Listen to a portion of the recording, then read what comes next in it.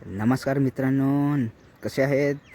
तर मी आज जातोय मासे धरायला.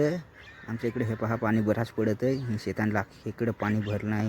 ही शेता अख्खी उलटान जाते. इकडची ही वरच्या शेतांना अख्खा भरेला पाणी आहे. आता त्या खालच्या शेतांना जाल इकडे आता नांगरेल आहे, त्याच्यामुळे पाटांना पाणी निघून जातं. तर हो, इकडे आमच्या इकडे बारीकला धबधबा पण फार मोठा दिसत आहे वाहताना. हो पण चालू झाला आहे.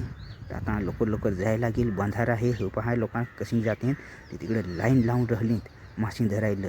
तर आता लाईन लावायला लागेल. मी पहा बंधारा आलाय, भरलाय, ह्या कचरा बाटल्या बिटल्या सगळा कचरा. आता मी पहा कशी लाईन लावून ज्याची त्याची तयारी करून राहिली. आता हो उलटाला का याच्यातून मासे खालतं पडते का ती धरायला.